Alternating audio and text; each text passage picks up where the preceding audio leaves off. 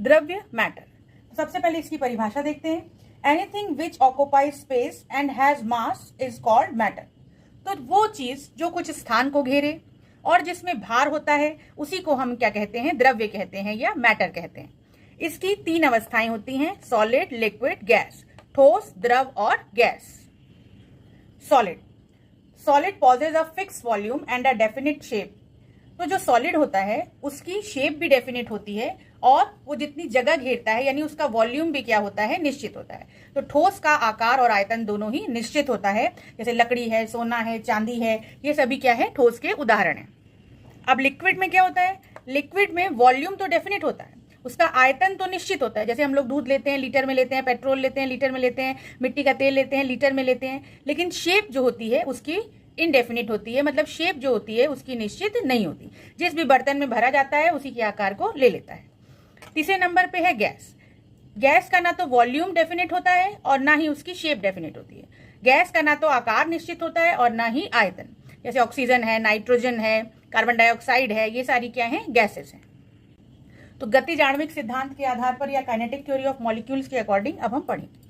तो कोई भी जो पदार्थ होता है, सब्सटेंस होता है, वो छोटे छोटे अणुओं से मिलकर के बनता है, जिसको कि हम यहाँ पर देखिए ये गोलों से रिप्रेजेंट करें। तो 2 अणुओं के बीच में, 2 मॉलिक्यूल्स के बीच में जो जगह होती है, जो डिस्टेंस होती है, उसको इंटरमॉलिक्यूलर डिस्टेंस कहते हैं, अंतरा अणुक स्थान कहते हैं। और 2 अणुओं के बीच में जो आकर्षण बल लगता है, जो अट्रैक्शन लगता है, उसको हम लोग क्या कहते हैं, उसको हम लोग अंतरा अणुक आकर्षण बल कहते हैं, इंटरमॉलिक्यूलर अट्रैक्शन कहते हैं। तो देखिए जो ठोस पदार्थ होगा उसमें ये अणु बिल्कुल पास पास होते हैं, एक दूसरे से एकदम सटे हुए रहते हैं। तो जब एक दूसरे से सटे रहेंगे तो इनके बीच में अंतरा अणुक स्थान जो है वो बहुत ही कम मिलेगा या नहीं मिलेगा। अब चूंकि एक दूसरे से एकदम सटे हुए हैं इसलिए आकर्षण बल या मॉलिक्यूलर अट्रैक्शन का मान जो है वो अधिक होगा। इसी तरीके से लिक्विड को देखते हैं, द्रव। तो लिक्विड में देखिए जो मॉलिक्यूल्स हैं उनके बीच में जगह जो है वो सॉलिड के कंपैरिजन में काफी ज्यादा है, यानी कि इसमें अंतरा अणुक स्थान, इंटरमॉलिक्यूलर स्पेस जो है वो बहुत अधिक है।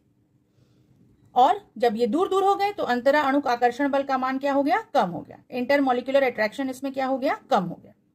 गैस में देखते हैं तो गैस में मॉलिक्यूल क्या है, काफी दूर दूर है, यानी अंतरा अणुक स्थान, इंटरमॉलिक्यूलर डिस्टेंस जो है वो बहुत ज्यादा है। और जब बहुत दूर हो गए तो अट्रैक्शन जो है वो इनके बीच में बिल्कुल निग्लिजिबल होगा, नगण्य होगा।